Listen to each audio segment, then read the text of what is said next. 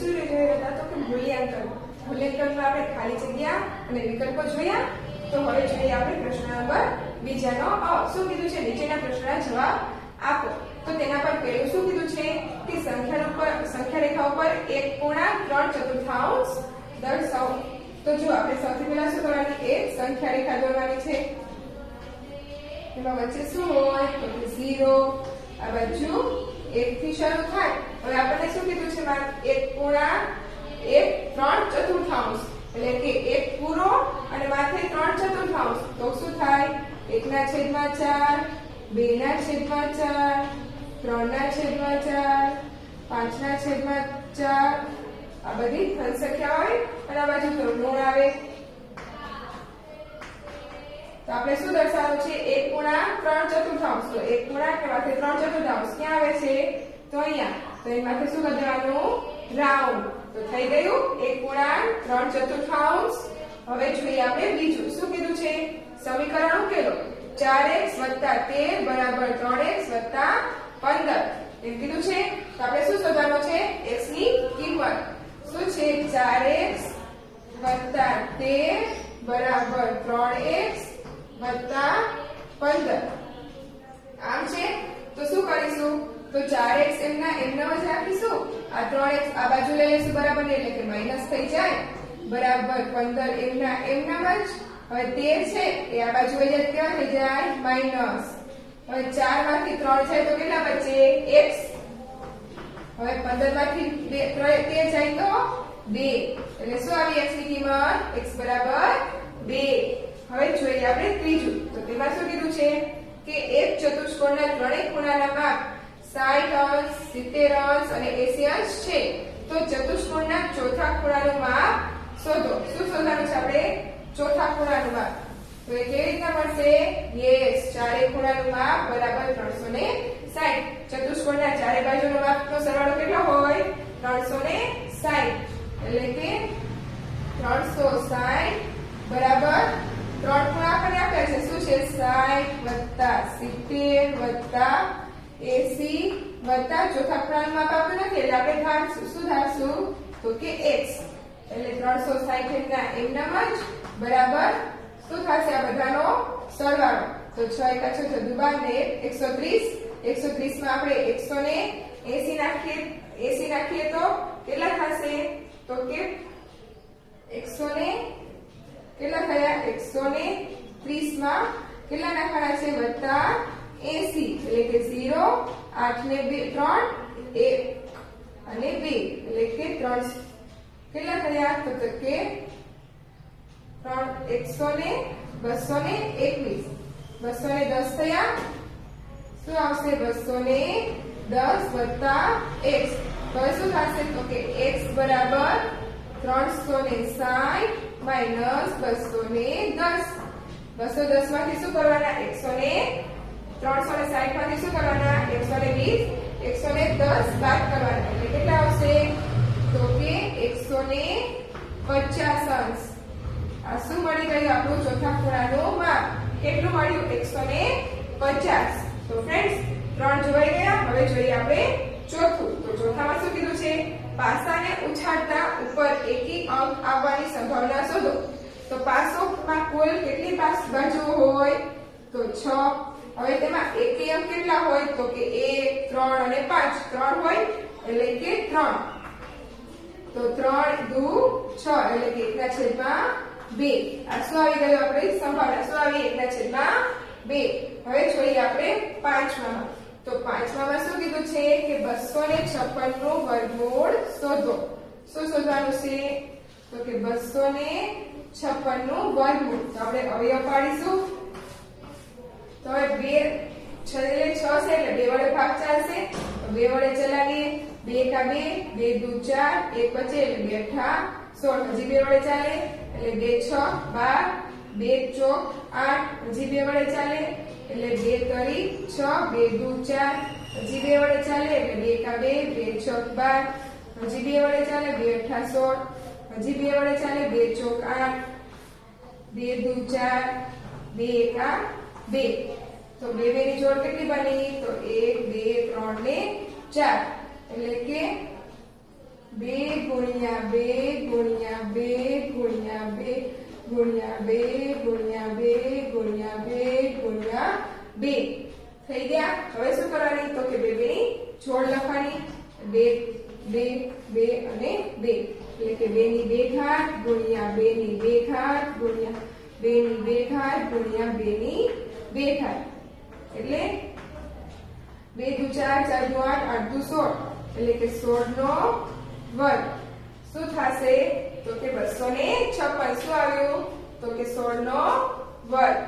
તો ફ્રેન્ડ્સ સમજાઈ ગયું ને બધાને? તો શું કીધું તો આપણને વર્ગમૂળ શોધવાનું. તો વર્ગમૂળમાં 256 બરાબર આને પણ વર્ગમૂળ લાગી જાય એટલે તો કે 16 નો વર્ગ. તો વર્ગ અને વર્ગમૂળ બંને સાથેમાં ન રહે એટલે બંને શું થાય નીકળી જાય એટલે 256 બરાબર 16. આ શું આવી ગયો 16 એટલે કે 256 નું વર્ગમૂળ શું નીકળ્યું તો કે 16. હવે જોઈએ આપણે છઠ્ઠું. તો તેમાં શું કીધું છે કે 512 નું ઘનમૂળ શોધો. શું શોધવાનું છે આપણે 512 નું ઘનમૂળ. તો ચાલો આપણે શોધી લઈએ. શું કરવાનું છે 512 એને આપણે અવયવ કાઢીશું. આ છેલ્લે 2 છે એટલે 2 વડે ભાગ ચાલે તો હા એટલે 2 વડે ચલાવી. 2 દુ 4 1 વચ્ચે એટલે 11 2 પંચા 10 ને 1 આવે એટલે 2 6 12. હજી 2 વડે ભાગ ચાલશે એટલે 2 એકા 2 2 દુ 4 1 થયા 16 2 સત્તા 2 6 12 2 સત્તા 14 2 અઠા 16. હજી 2 વડે ભાગ ચાલશે તો ચલાવીએ. 2 6 12 2 ચોક 8. તો હવે હજી 2 વડે ભાગ ચાલે તો હજી ચલાવીએ. તો 2 તરી 6 2 દુ 4 2 વડે ચાલે 2 એકા 2 2 6 12 2 વડે ચલાવીએ 2 અઠા 16 2 દુ 4 2 દુ 4 2 એકા 2. તો 2 2 ની 3 3 ની જોડ કેટલી બની ઘનમૂળ છે એટલે 3 3 ની જોડ બનાવવાની એટલે કે 2 ગુણ્યા 2 ગુણ્યા 2 ગુણ્યા 2 ગુણ્યા 2 ગુણ્યા 2 ગુણ્યા 2 ગુણ્યા 2 ગુણ્યા 2. હવે તો કે 3 3 ની જોડ લખી લેવાની એટલે કે 2 ની 3 ઘાત ગુણ્યા 2 ની 3 ઘાત ગુણ્યા 2 ની 3 ઘાત. તો શું થશે 2 દુ 4 4 દુ 8 8 ની 3 ઘાત. તો હવે આને ઘનમૂળ કરવાનું હતું તો ઘનમૂળમાં 512 બરાબર ઘનમૂળમાં 8 ની 3 ઘાત. તો ઘન અને ઘનમૂળ બંને સાથે હોય તો શું થાય નીકળી જાય એટલે કે ઘનમૂળમાં 512 બરાબર 8. આ શું મળી ગયો આપણો જવાબ. શું જવાબ આવ્યો તો કે 8. 512 બરાબર ઘનમૂળમાં 512 બરાબર 8. તો ફ્રેન્ડ્સ સમજાઈ ગયો ને? તો ચાલો હવે જોઈએ આપણે 7મું. તો શું કીધું છે કે x ના 12% ને 48 છે તો x ની કિંમત શું કીધું છે x ના 12% અને કીધું છે કેટલા છે 48. તો ચાલો આપણે શોધી લઈએ. x ના 12% એટલે x ગુણ્યા 12 છેદમાં 100 બરાબર કેટલા કીધા છે તો કે 48 એમ કીધું છે ને? તો શું થશે 48 ને અહીંયા ગુણાઈ જશે એટલે કે x ગુણ્યા 12 બરાબર 48 ગુણ્યા 100. તો શું થશે તો કે x એમના એમનામ જ આ બારે એના છેદમાં વહી જાય એટલે 48 ગુણ્યા 100 છેદમાં 12. તો હવે 12 ના ઘડિયામાં 48 થાય 12 12 બાજુ જોઈએ 32 છે 12 ચોક 48 12 ચોક 48 થાય એટલે કે 12 ચોક 48. તો x બરાબર શું થશે 4 ગુણ્યા 100 એટલે કે 400. તો x આપણને શું મળ્યો તો કે 400. એટલે જો x બરાબર 400 ના 12% એ કેટલા થશે 48 છે તો x ની કિંમત શું હોય તો કે 400. હવે જોઈએ 8માં.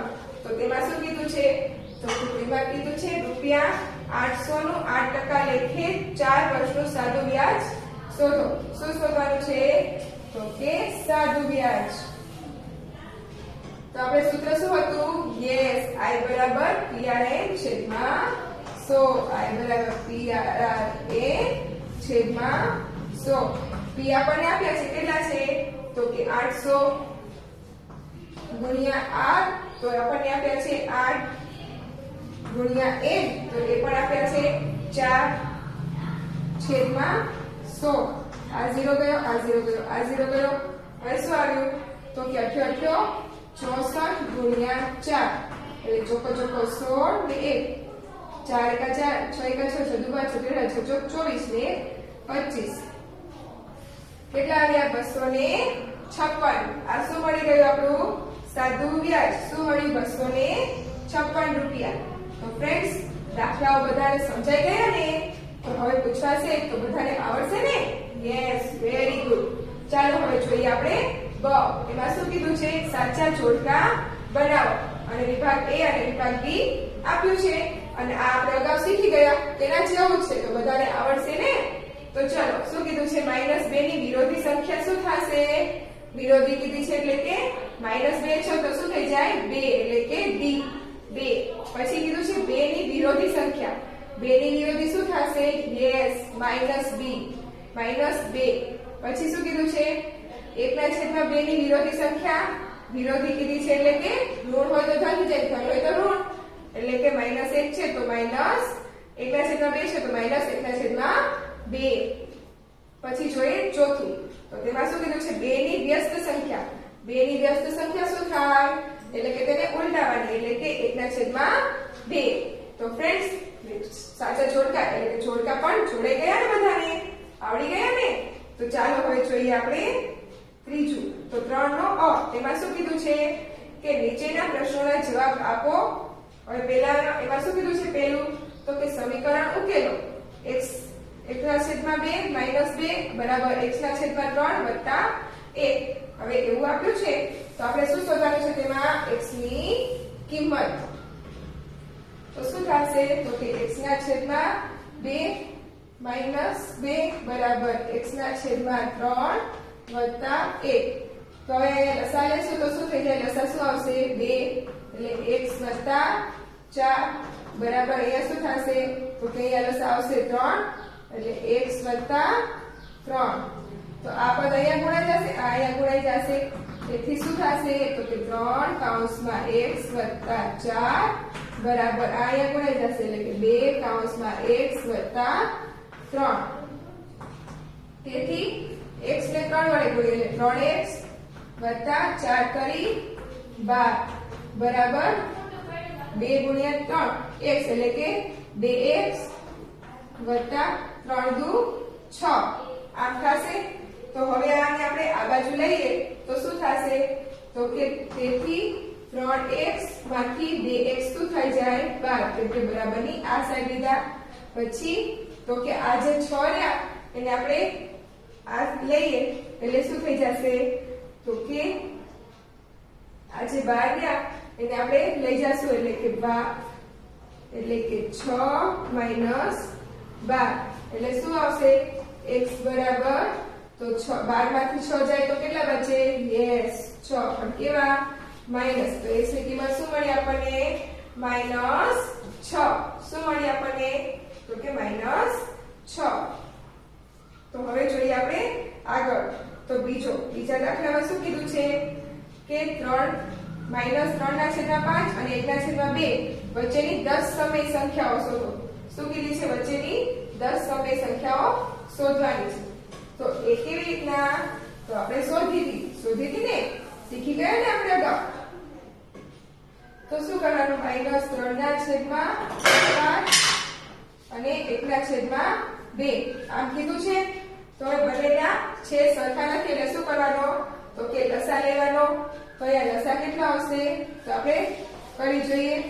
5 અને 2, એટલે કે 2 એકા 2 અને 5 એકા 5. તો શું આવ્યો? 2 ગુણ્યા 5, એટલે કે 10.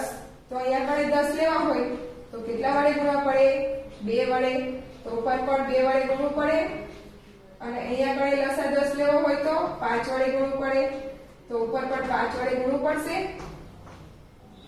તો અહીંયા શું આવશે? 10 અને 3 દુ 6 પણ કેવા માઈનસ અને અહીંયા કેટલા આવશે તો કે 10 અને 5 એકા 5 તો હવે આ બંને વચ્ચેની 10 કેવી થઈ ગઈ તો કે આ બંને વચ્ચેની સમય સંખ્યાઓ કેટલી મળશે તો કે 10 તો હવે આપણને મળી જાય તો હવે લખવાની સમય સંખ્યાઓ તો 6 આવી છે એટલે ક્યાંથી ચાલુ થઈ જશે 5/10 -4/10 -3/10 -2/10 -1/10 પછી 0 પછી 1/10 1/2/10 3/10 4/10 કેટલી થઈ 1 2 3 4 5 6 7 8 9 ને 10 થઈ ગઈ બંને વચ્ચેની કેટલી સમય સંખ્યા મળી ગઈ 10 મળી ગઈ તો જુઓ આ થઈ ગયો આપણો દાખલો બીજો પૂર્ણ તો ફ્રેન્ડ્સ સમજાઈ ગયું ને બધાને હવે જોઈએ આપણે ત્રીજું તો તેમાં શું કીધું છે કે 12 બાજુઓ વાળા બહુકોણના અંદરના બધા ખૂણાના માપનો સરવાળો શોધો શું કીધું છે 12 બાજુ વાળા બહુકોણના અંદરના બધા ખૂણાના માપ શોધવાના છે તો એ કેવી રીતે મળશે તો ચાલો આપણે જોઈ લઈએ શું કરવાનું તો કે આપણું સૂત્ર મૂકવાનું શું હતું n + 2 કૌંસની બહાર કેટલા 180 અંશ ઓકે એટલે કે x -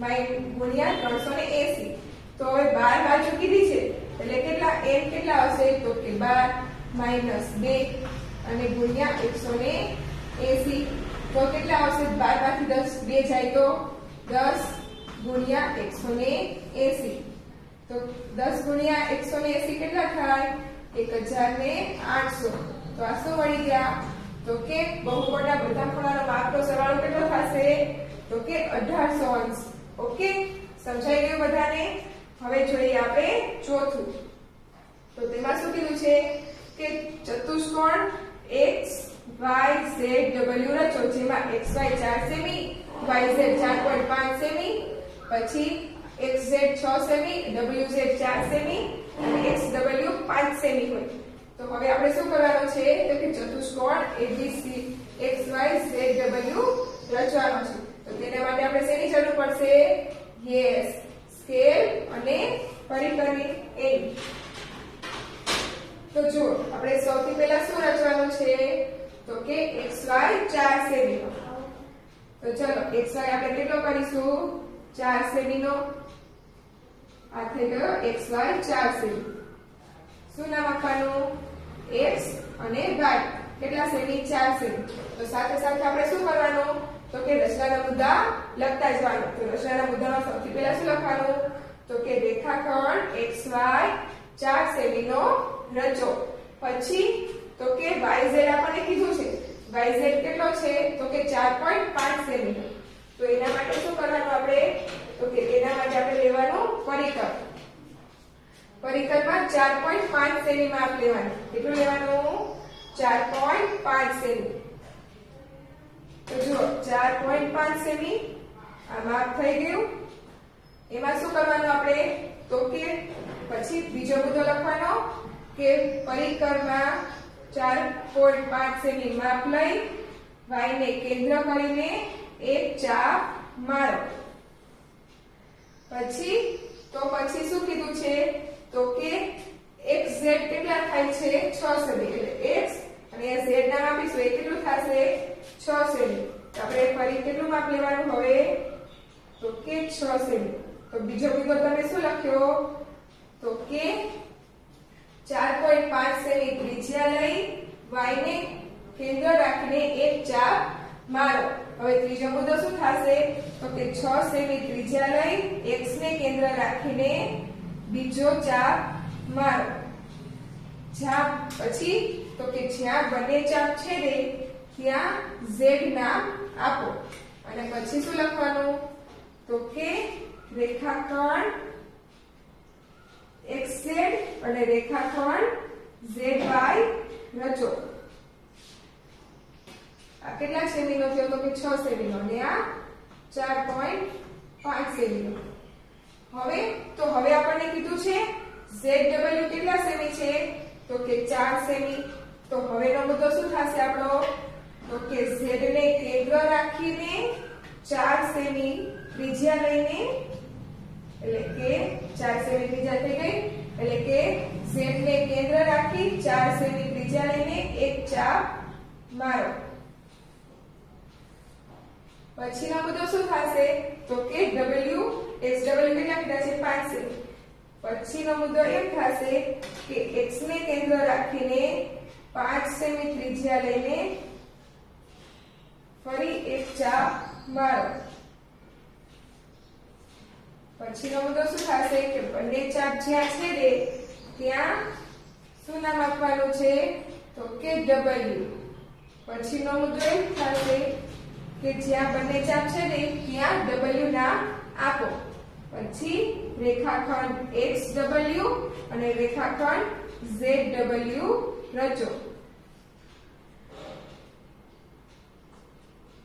પછી બંનેનું માપ આપણને આપ્યું હતું એટલે લખી લીધું હવે શું થશે છેલ્લે આપણે શું લખવાનું કે માંગ્યા મુજબ ચતુષ્કોણ XYZW રચ્યો ઓકે તો આ થઈ ગયો આપણો દાખલા નંબર 4 તો હવે આપણે શું કીધું છે દાખલા નંબર 5 માં કે હાર્દિકની દૈનિક પ્રવૃત્તિ આ પ્રમાણે છે આ માહિતીનો વર્તુળાલેખ તૈયાર કરવાનો છે શું કરવાનો છે વર્તુળાલેખ હવે આપણે કીધું છે સુવામાં 8 કલાક શાળામાં 6 કલાક રમવામાં 3 કલાક અન્ય પ્રવૃત્તિમાં 3 કલાક અને હોમવર્કમાં તો 4 કલાક એમ એ સમય પસાર કરે છે આપણે કીધું છે કે વર્તુળાલેખ તૈયાર કરવાનો છે શું કરવાનો છે વર્તુળાલેખ તો હવે આપણે આનો સરવાળો કરીએ તો શું થાય છે તો કે 8 ને 6 14 14 ને 3 15 16 ને 17 18 19 ને 20 ને 4 24 કલાક પૂરી કેટલી કલાક થાય છે 24 કલાક તો 24 કલાકમાં એનો સમય ક્યાં પસાર કરે છે એ આપણે તેનો શું કરવાનો છે વર્તુળાલેખ દોરીને તૈયાર કરવાનો છે તો ચાલો આપણે વર્તુળાલેખ જોઈ લઈએ તો તેના માટે શું કરવું પડશે તો તેના માટે આપણે એક વર્તુળ દોરીશું એ વર્તુળ કેટલા અંશનો થશે તો કે 360 અંશનો એટલે આ થઈ ગયો આપણો વર્તુળ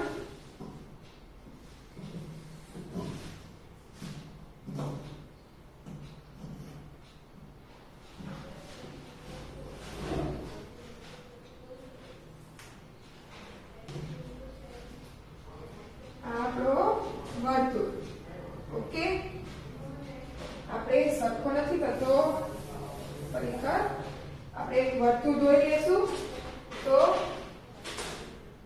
વર્તુળ આપણે આની મદદથી પણ દોરી શકાય ઓકે તો જુઓ આ એક આપણો થઈ ગયો વર્તુળ તૈયાર આ અર્ધવર્તુળ થયો હવે ફરી આમ માપ રાખીને બીજો વર્તુળ અર્ધ દોરી લેવાનો એટલે આ થઈ ગયો બીજો અર્ધવર્તુળ એટલે આ કેટલા અંશનો થયો આપણો તો કે આ આપણો થયો 360 અંશનો થઈ ગયો હવે શું કીધું છે તો કે આપણે પહેલા એનો કલાક શોધવા પડશે કેટલા અંશ તે કરે છે તો જુઓ સુવામાં તો કે સુવામાં કેટલી કલાક કરે છે તો કે 8 કલાક અને કુલ કલાક કેટલી હોય તો કે 24 અને આ કેટલા અંશનો ખૂણો છે તો વર્તુળ છે તો કે 360 અંશનો તો હવે 12 ના ઘડિયામાં બની આવે તો 12 દુ 24 12 કરી 36 એટલે કે 30 હવે 2 ચોક 8 કેટલા આવ્યા 4 કરી 12 120 અંશ એ શું આવ્યા સુવામાં પછી છે શાળામાં તો શાળા કેટલા કલાકની છે તો 6 કલાકની છેદમાં 24 ગુણ્યા 360 અંશ તો 12 દુ 24 12 કરી 36 2 કરી 6 3 કરી 9 એટલે કે 90 અંશ 90 અંશ શું કરે છે તો કે શાળામાં પછી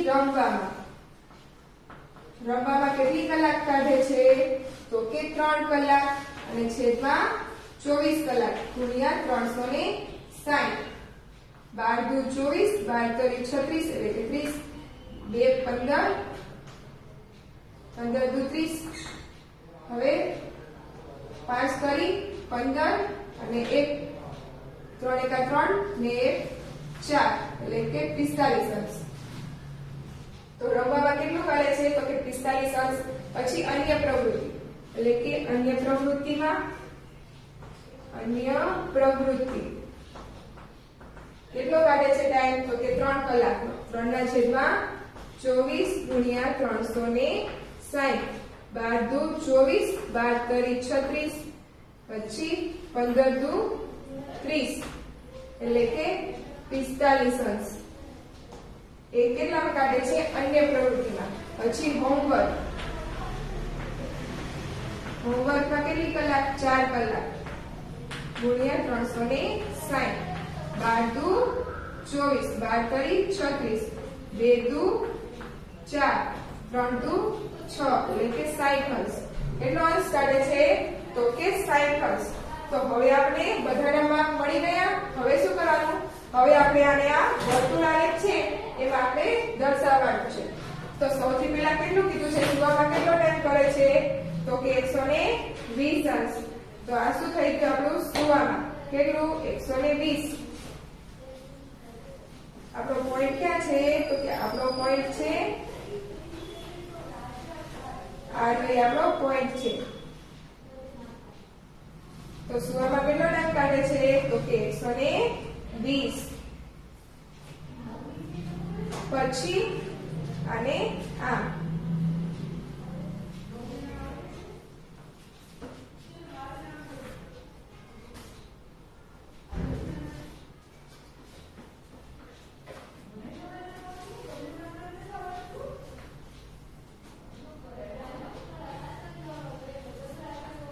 થઈ ગયું. આ કેટલા અંશનો થયો તો કે 120 અંશ એટલે કે સુવાનું. પછી શાળા. તો શાળામાં કેટલો કરે છે તો કે 90 અંશ. તો હવે આને આપણે માપ રાખવાનું અને 90 અંશનો ખૂણો કરવાનો. તો 90 અંશ ક્યાં થાય છે તો કે અહીંયા કરે. એટલે ત્યાંથી અહીંયા જોડી દેવાનું. આ થઈ ગયું 90 અંશનું. શું છે તો કે શાળા. પછી છે રમવામાં. રમવામાં કેટલો ટાઈમ કરે છે તો કે 45 અંશ. તો 45 અંશ કે ક્યાં છે આ રહ્યા. એટલે અહીંથી ફરી આમ જોડી દેવાનું. આ શું થઈ ગયું તો કે રમવામાં. કેટલું તો કે 45 અંશ. પછી તો કે અન્ય પ્રવૃત્તિમાં એમાં કેટલું કરે છે તો કે એમાં પણ 45 અંશ.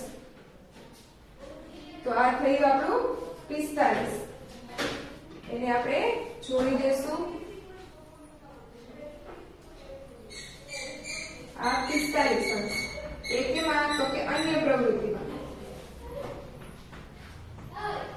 પછી છે આ 60 અંશ. તો જો 60 અંશ થઈ ગયું તો કે હા 60 અંશ થઈ ગયું. તો આ 60 અંશ શું છે તો કે હોમવર્ક. તો આ શું થઈ ગયો? આ થઈ ગયો આપણો વર્તુળાલેખ તૈયાર. થઈ ગયો ને તૈયાર. સુવામાં કેટલો ટાઈમ કાઢે છે 120 અંશ. શાળામાં 90 અંશ. રમવામાં 45 અંશ. અન્ય પ્રવૃત્તિમાં 45 અંશ અને હોમવર્કમાં 60 અંશ. તો ફ્રેન્ડ્સ સમજાઈ ગયું ને બધાને? તો ચાલો હવે જોઈએ આપણે આગળ. હવે શું આપ્યું છે આપણને તો કે નીચેના વિતરણો ખરા છે કે ખોટા તે લખો. તો જો આપણને કીધું છે કે રૂપિયા 1800 ની સાડી 10% વળતરથી ખરીદતા તે 1790 રૂપિયા આપવાના થયા. તો ચાલો આપણે જોઈ લઈએ. શું કીધું છે? 1800 ની સાડી 10% વળતરથી. તો ધારો કે સાડી 100 રૂપિયાની છે. તો 10% વળતર કરીએ તો કેટલા થાય તો કે 10 રૂપિયા. તો આમાં 10 રૂપિયા ઉમેરીએ તો 10 રૂપિયા બાદ કરવાના થાય તો કેટલા થાય તો કે 90 રૂપિયા. 90 રૂપિયા થશે. તો આપણે કીધું છે કે 1800 ની સાડી 10% વળતરથી ખરીદતા 1790 રૂપિયા આપવાના થયા. તો આપણે ધારવાનું કે જો 100 રૂપિયાની સાડી હોય તો 90 રૂપિયા આપવાના થયા. તો 1800 ની સાડી હોય ત્યારે કેટલા રૂપિયા આપવાના થાય? તો શું આવશે? 1800 ગુણ્યા 90 છેદમાં 100. એટલે 0 0 0 0 ગયા. શું આવ્યા? તો કે 9 8 8 64 8 9 9 8 72 72 નો 2 આગળ 1 9 1 9 ને 1 10 કેટલા આપવાના થાય? તો 1000 ને 20. તો આપણે શું કીધા છે કે કેટલા આપવાના થાય છે? 1790. એટલે આ વિધાન કેવું છે? ખોટું. હવે જોઈએ બીજું. તો તેમાં શું કીધું છે કે 16 એ પૂર્ણાંક સંખ્યા છે. તો 16 નું આપણે ઘનમૂળ કાઢી શકીએ? ન કાઢી શકીએ ને, એટલે કેવું છે? ખોટું. હવે જોઈએ ત્રીજું. તો તેમાં શું કીધું છે? નિયમિત બહુકોણને તે બાજુઓ ન હોઈ શકે. તો તે કેવી વાત છે? સાચું. નિયમિત બહુકોણ હોય એને તે બાજુ હોય નહીં, એટલે તે કેવું છે? સાચું. હવે જોઈએ ચોથું. તો તેમાં શું કીધું છે કે 81 નું વર્ગમૂળ 9 છે. 81 નું વર્ગમૂળ શું થાય? 9. એટલે આ વિધાન કેવું છે? સાચું. તો હવે જોઈએ આપણે ચોથું. તો તેમાં 4 નો અ. તો તેમાં શું કીધું છે? નીચેના પ્રશ્નના જવાબ આપો. શું કીધું છે? પહેલું કે એક રેડિયો 12% જીએસટી ચૂકવીને મેં ખરીદ્યો. જો મેં આ રેડિયો રૂપિયા 4480 ચૂકવ્યા હોત તો રેડિયાની છાપેલી કિંમત કેટલી હોય? તો આપણે શું કરવાની? તો કે મૂળ કિંમત ધારવાની. એટલે કે ધારો કે મૂળ કિંમત શું થશે? તો કે 100 રૂપિયા. તો આપણે શું કર્યું છે? 12% જીએસટી એટલે કે 12% જીએસટી કેટલી થશે? તો કે 12 રૂપિયા એટલે કે 112. આ શું મળ્યા? તો કે ખરીદ કિંમત. તો હવે આપણે કહેવાનું કે જો પડતર કિંમત, જો આપણે 1212 રૂપિયા જો ખરીદ કિંમત હોય ત્યારે 100 રૂપિયા પડતર કિંમત હતી. તો આપણને પડ્યું છે કેટલાનું? તો કે 4480. તો પડતર કિંમત ત્યારે કેટલી? આમ થશે ને.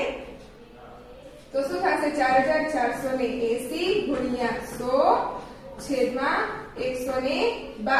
આમ થશે. તો હવે આપણે છેદ ઉડાડવાના થશે. તો છેદ ઉડાડીએ તો શું થશે? તો કે 12 દુ 14 એટલે કે અહીંયા શું થઈ જશે? તો કે અહીંયા આવશે આપણે ભાગ ઉડાડવા. તો 12 ની આપણે અહીંયા કરે છેદ ઉડાડીએ તો કેટલા બચશે? તો કે 12 ના કેટલા થશે? તો કે 40 વડે ઉડાડીએ એટલે કેટલા થશે? 4480. તો હવે શું બચ્યું? તો કે 4000 અને ગુણ્યા 1000 એટલે 100 એટલે કે 4000 રૂપિયા. આ શું મળ્યું આપણને? તો કે રેડિયાની છાપેલી કિંમત કેટલી મળી? તો કે 4000. એટલે કે 4000 એની છાપેલી કિંમત હતી, એમાં 12% જીએસટી લાગુ પડ્યું એટલે કેટલા થઈ ગઈ? તેની કિંમત 4480 રૂપિયા. ઓકે ફ્રેન્ડ્સ, સમજાઈ ગયો ને? તો ચાલો હવે જોઈએ આપણે દાખલા નંબર બીજો. તો દાખલા નંબર બીજામાં શું કીધું છે કે વર્ગમૂળ શોધો. શેનું? તો કે 7744 નું વર્ગમૂળ શોધવાનું છે. ઓકે, તો આ કેવી સંખ્યા છે? બેકી સંખ્યા છે. તો 2 વડે ભાગ ચાલે. તો 2 તરી 6, 1 બચ્યા એટલે કે 17. તો કે 17 એટલે 2 અઠા 2 6 12, 2 7 14 2 અઠા. તો 2 7 14 ચાલશે.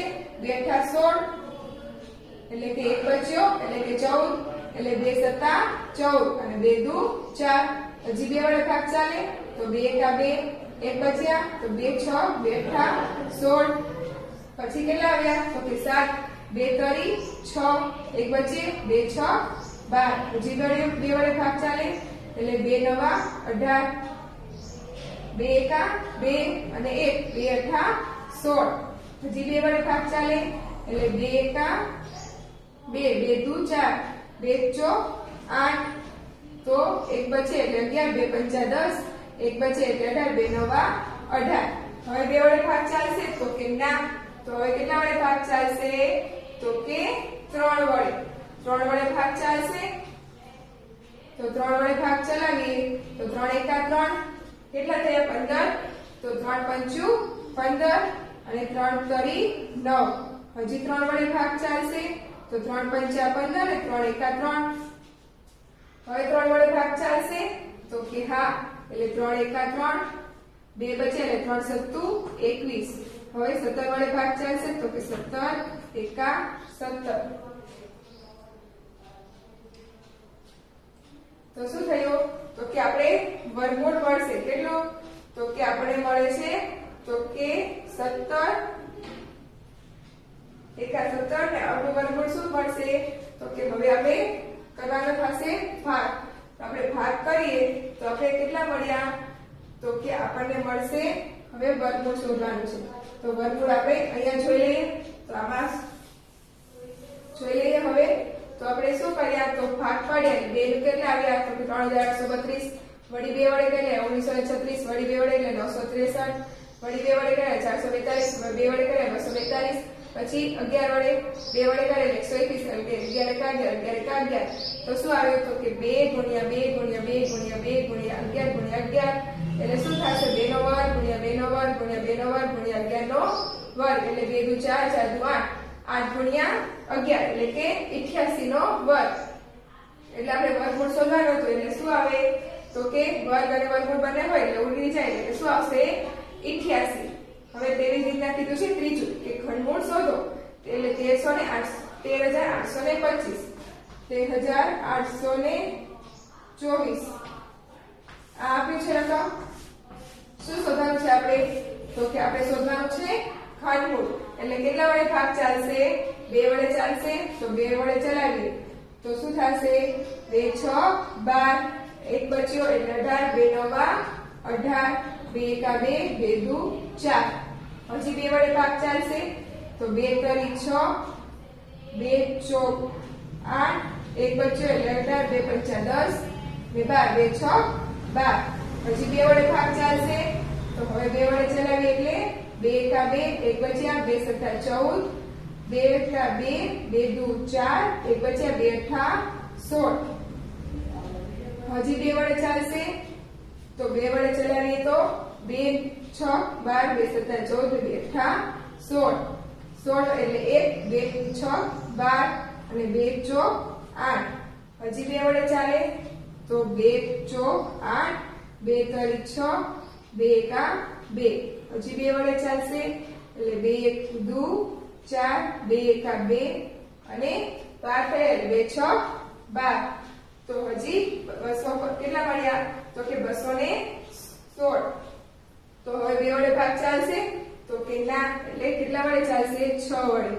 તો 6 એકા 6 6 દુ 12 6 તરીને 18 કેટલા બચ્યા? 19 20 ને 21 એટલે 36 તો 6 6 36 એટલે 6 6 36 અને 6 એકા 6.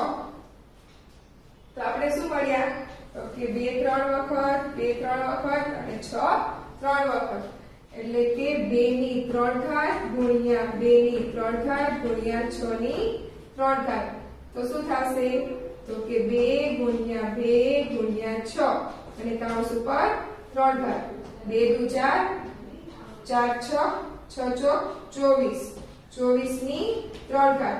હવે આપણે માથે ઘનમૂળ થઈ જશે કેમ કે અહીંયા પણ ઘનમૂળ થઈ જશે 13 824 એ ઘનમૂળમાં આવી જશે એટલે શું થઈ જાય? ઘનમૂળ નીકળી જાય એટલે કે 24.